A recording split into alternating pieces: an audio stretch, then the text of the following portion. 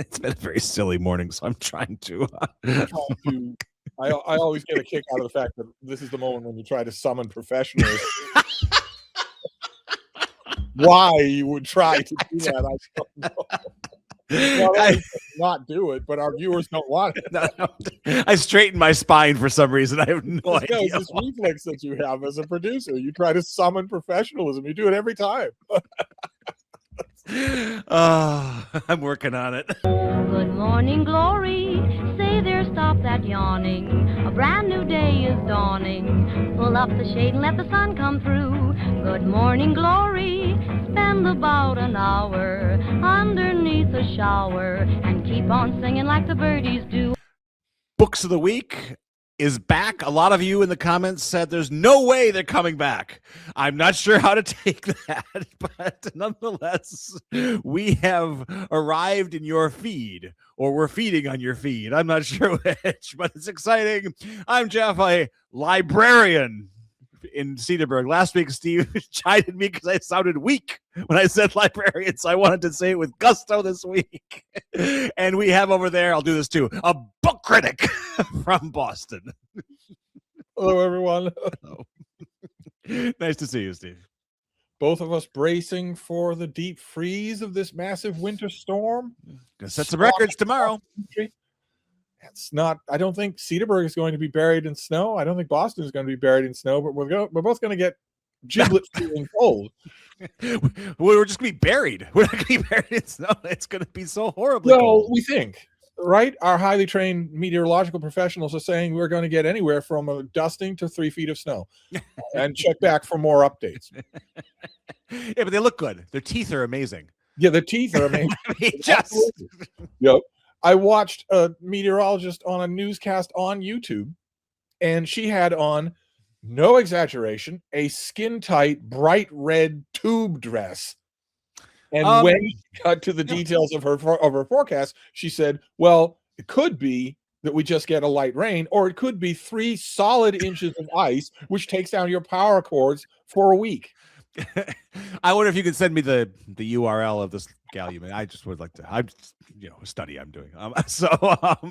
What do we do on this show besides talk weather? We're both men of a certain age, so we talk the weather immediately. and those of you in the comments section who are invariably going to start asking for where are our skin tight red tube dresses, kindly zip it. We reserve some things. We reserve some content for our patrons. Of course, yes. Steve and I were doing some polka earlier today, so it all works out very well here in Wisconsin. What do?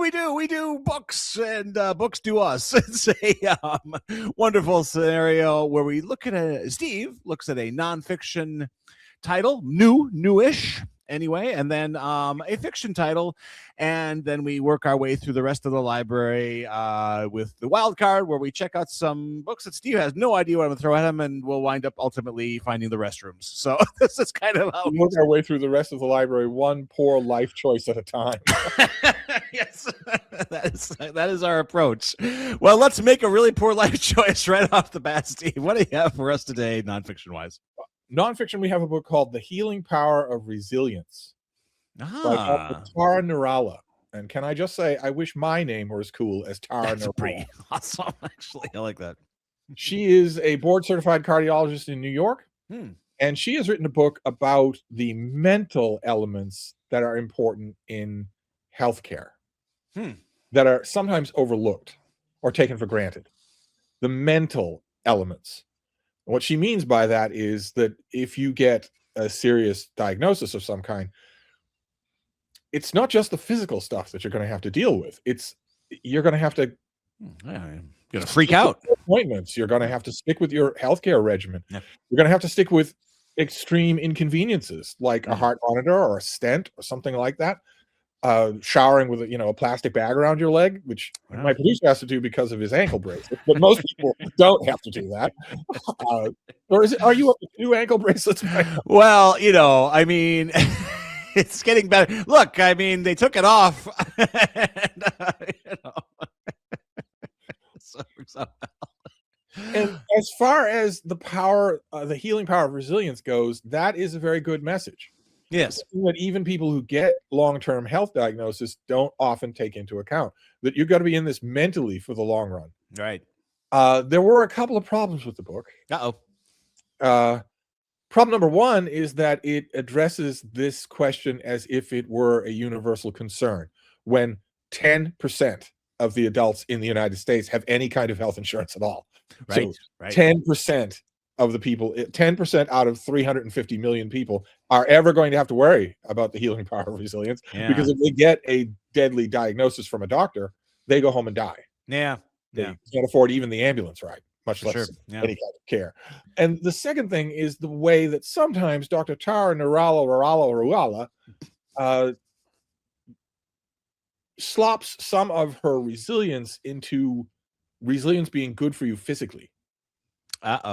Resilience is very good for you mentally. You are going to have to deal with a barrage of doctor appointments, a barrage of sometimes conflicting information. You're going to have to deal with annoyances, some of which she only barely glances at in the book, but that are definitely true in the 21st century. You're going to receive a serious diagnosis. You have non-Hodgkin's lymphoma. Yeah. You get a serious diagnosis and you want to know, okay, well, what's the next step here? What do I do next? You are referred to a specialist. The specialist, you get to their office on time. They're 2 hours late. Right. You're expected to just wait. They're not going to apologize. No. And then you sit across the desk from them. They've got a computer screen, an iPad screen facing them, but not facing you. Right. They obviously haven't read your file. You are very nervous. You just received a serious diagnosis. You ask, what are you supposed to do? And you see them consulting WebMD. Right. They're not learning anything about you, and they're not taking the time to dispense any kind of an actual plan of attack. Some of those things are in this book, and they do require resilience. For sure. Yeah. Because in that situation, the option of simply throwing up your hands and saying, well, forget about all of this is not up to you. Yeah.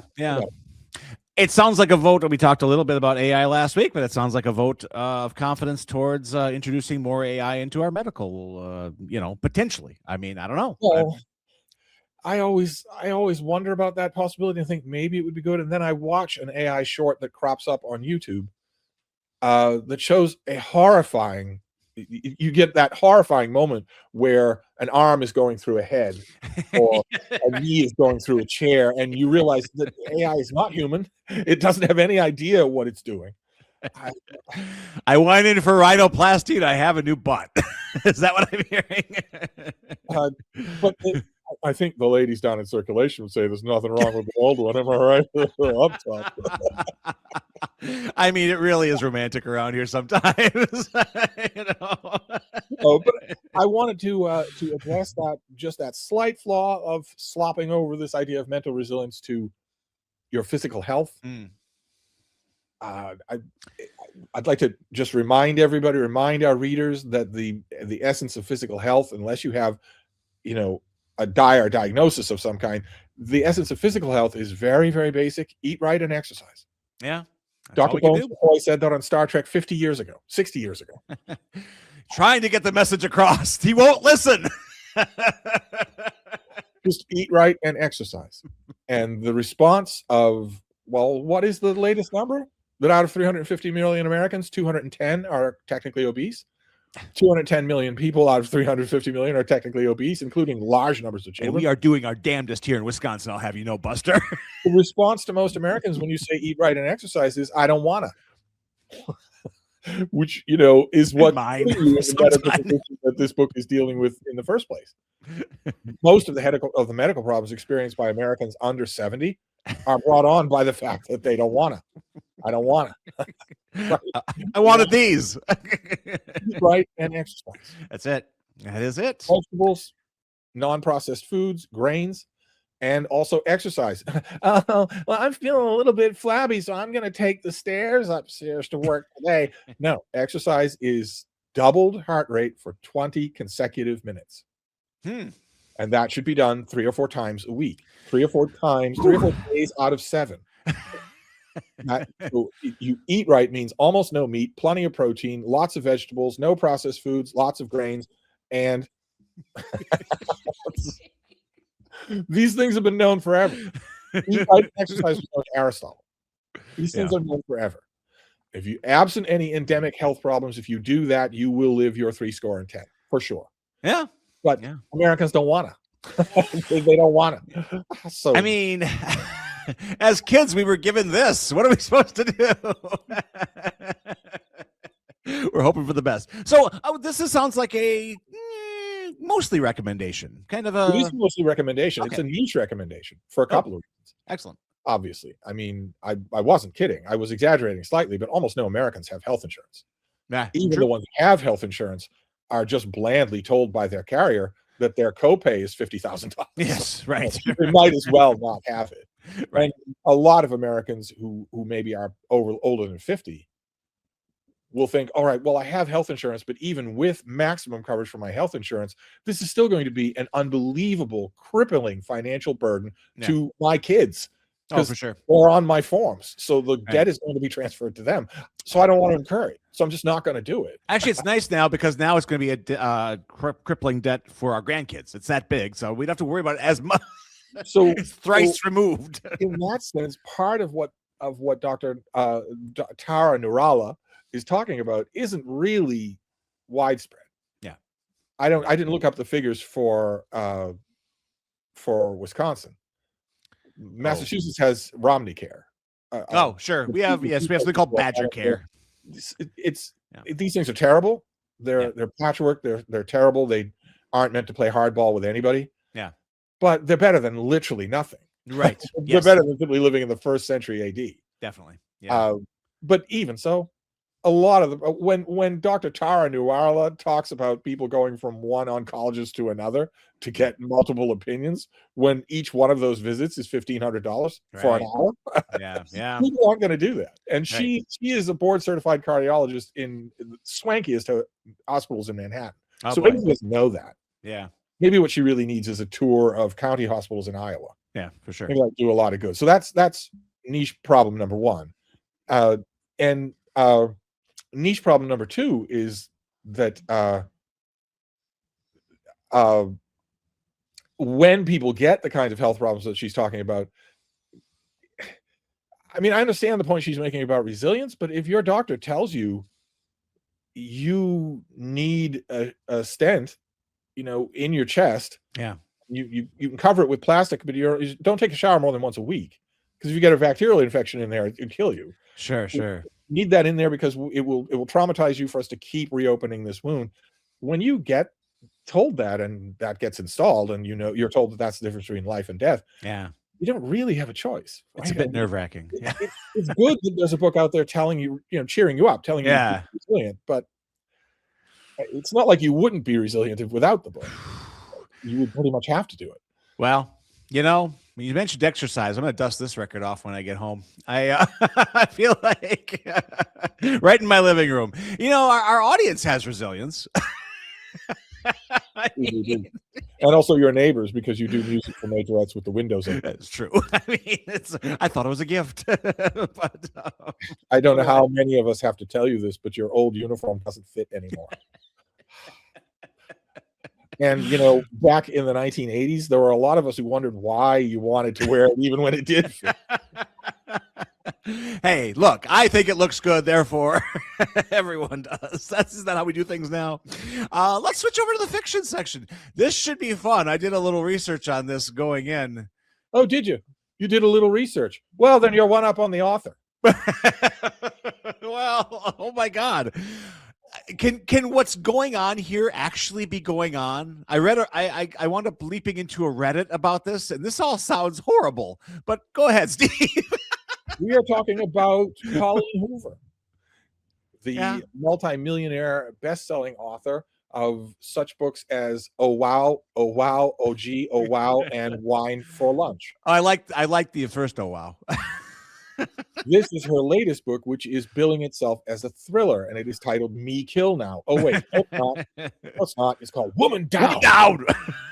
At no point anywhere in this mess of a novel is a woman ever down. Oh. Never. Never. Count me out. Never happened. This doesn't matter. It's big, gigantic block letters of a Me Kill Now title, which is required now when you do a thriller of some kind. Right. Absolutely. And it's the story of an author, because writers in the 21st century cannot write about anything but themselves. Right. The author's name is Petra Rose. Of course it is. Yeah, because Petra is the name that you give to your kid, Sure. and rose is a flower. And what happens with roses?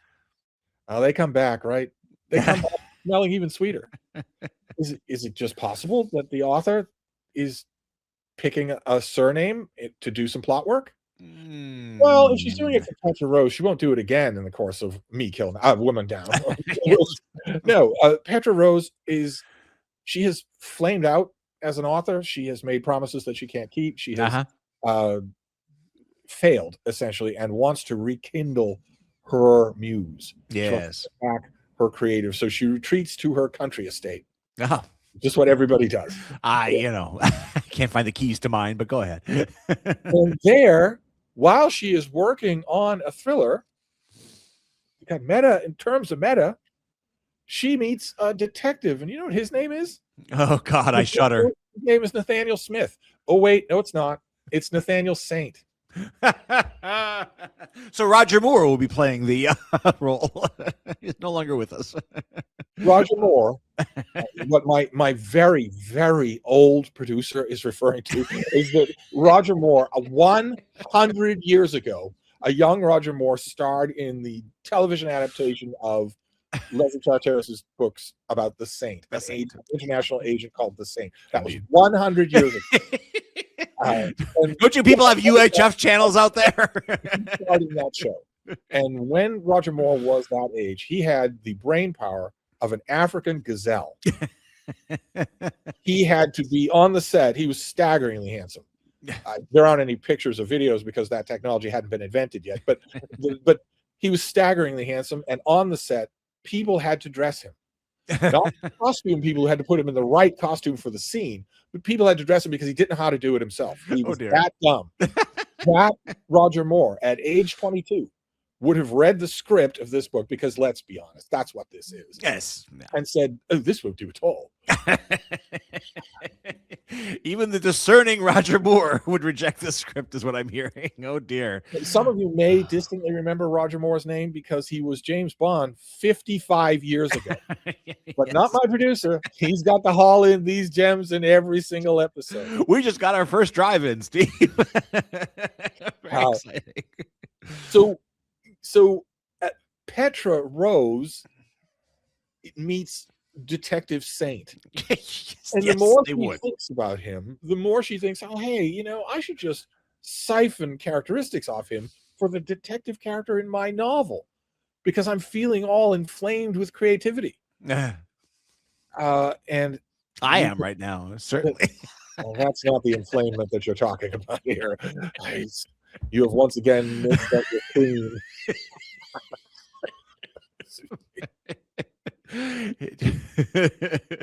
So Petra. Yeah. Petra is suddenly inspired because of the presence of Detective Saint. And she starts to make it clear to him that he is filtering into her fiction. And maybe by the halfway point of the novel, you start to think that maybe the fiction is seeping into him. Oh. Wow. It's a thriller novel written by a writer who's being written by a writer who's writing a thriller novel. How meta. It is awful. Just awful. Usually I like your descriptions, but even your description I hated. Any part of this novel would have been improved by the involvement of AI. Yeah. Sure. And it's going to sell millions of copies. This author has sold millions of copies. Oh, yeah, no problem. I want the listeners to take away from me saying how awful Woman Down is that it's no different than any other Colleen Hoover book that's ever been written. No. They're all terrible. Yeah. Absolutely terrible. What is the number one thing you would expect a thriller to do? What's a thriller's basic job? It's right there in the name. It would be nice. This does not do that at all. Not at all. And yet she's working for people. I mean, that's the real conundrum. The thing. I'm very curious to know if the patrons at the Cedarburg Public Library are going to consider that Woman Down works for them. be very curious to know. I'd be willing to bet that the fans of Colleen Hoover that come to you at the desk tell you this was a disappointment. Colleen, I think, may have crossed that strange zone where she's no longer cool. You and I are nowhere near that zone, but I think Colleen has. I don't hear her discuss as much, and she has been replaced, may I add, by a certain Frida McFadden. Yeah, who is sort of the same story. But what I want to know is there's that line between no longer being the hot commodity. All right. But there's another line that some of these authors can cross, especially you would see it at libraries, I would imagine, which is a line of you're no longer a hot commodity, but I don't care anymore. I'm going to read everything you do. You're an institution. You're a reading of my. Does that happen with her? It does, but even that, I can tell you that on my latest weeding expedition in fiction, I was able to. Yes, you have to buy extra copies because of the ratio report for a system and how many you have to get. And the Hoover section of H's in fiction was getting a little stagnant. They're not moving anymore. I've got like 3, 4, 5 copies that well thumbed through and ready to be weeded. The integrity of their spines, which may not have ever been there, is no more. So, yeah, I think you get that. It's weird and it's sad and bizarre that as a small town librarian, you can always kind of get a sense of like, oh, Colleen, even here in Cedarburg, I can tell it might be over. Well, no, I would say that in places like Cedarburg, they would be the canary in the coal. It would not even here in Cedarburg. It would be here in Cedarburg. That would be, if I were an author, I would be more concerned with Cedarburg, Iowa, or Cedarburg, Wisconsin, or they call us flyover country. If they only knew. That's where your books are going. Yeah, and that's where the only thing that will determine. I would think that would be more important. But this book. It's flat, it's boring, it's incredibly navel gazing. It's just I read it was a chore to get through. Yeah, I read prior to our broadcast that apparently she sort of struck a reef anyway, sort of had she has some health problems going on right now. To dial back to resilience, I guess she had a cancer diagnosis recently. So but beyond that, it's like, I guess even creatively, because I thought she retired. She actually, I believe, a couple of years said, "I'm done. I've scored my country house and I'm done." But Woman Down would lead us to believe that done. She's as done as Don Winslow. I don't believe it. I'm not going so far as to say I don't believe the medical diagnosis. Right. But if one of us is going to be the bad cop, I'm going to be the bad cop and say I don't believe the rest of it. I don't believe there's a single hackneyed, cliche, boring ditchwater writer out there in the world, and God knows we've covered plenty of them. We've done pretty well here. I don't believe there's a single one of those writers that doesn't know exactly what they're doing, and especially what they're not doing. Colleen Hoover knows perfectly well what she needs to do to write a good book. I don't know if it's within her grasp, and maybe the reason she doesn't try it is because maybe she doesn't know either. Yeah, right. She knows perfectly well when she's making an easy choice. Yeah. I believe they all do. Yeah. All of them. So I'm not as quick to say, boy, health problems are one thing, but hitting a wall, saying I'm dissatisfied or whatnot.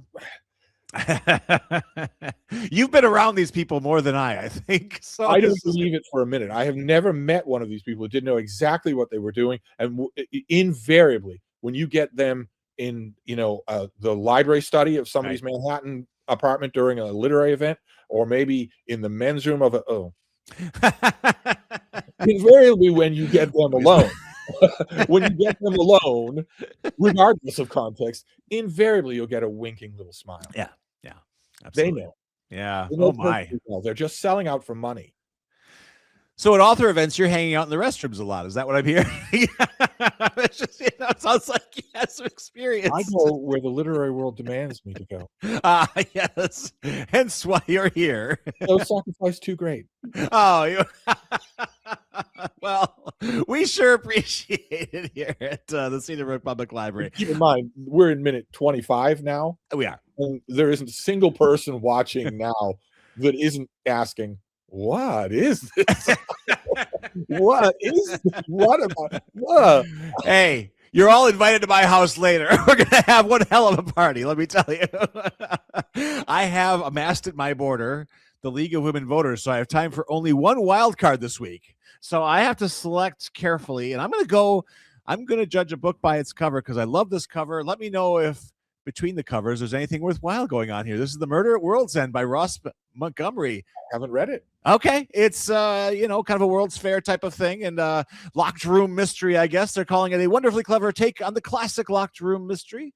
And okay, well, maybe by next broadcast you will, because this is our wheelhouse in Cedarburg, these kind of locked room mysteries, because we don't want to go out, we want to stay in. And Really not in this next week. You don't want to go out. No. There goes the light. See, it's already happening. The frigid temperatures are taking over. He's already told me that the League of Women Voters is not to be messed with. No. I would wave at them, but I think I might get a look. So I'm going to keep very small and insular. Anyway, so that is a slightly truncated books of the week, but not really, because we covered some extremely important topics like personal health and Colleen Hoover, which I don't know. I think there's a lot to be unpacked there, and we're just two small potatoes to do it here. So, Steve, thank you so much as usual. I want you to stay warm. I want you to stay well read, and I want you to stay, hydrated. I stay warm by throwing crappy books in the fire. 3 of my drafts are somewhere in there already. So my literary career. Teenage Majorette is not going to sell. No matter how many times you have to go over this. Oh, man. Hey, when you're not busy twirling the baton, you can head on over to our Patreon page. We have one. It's books of the week / That's patreon.com/ books of the week. And if you leave some coins in there, we like the little jingle jangle like that, like Lucy in her psychiatrist thing. And all of the coin goes to the Friends of the Cedarburg Public Library. They're amazing. They're our group that are yes, the baton is up. Yes, Majorette. For the last 5 meetings of the Friends of the Cedarburg Public Library, not one, not 2, but 4 of them showed up in bright red tube dresses.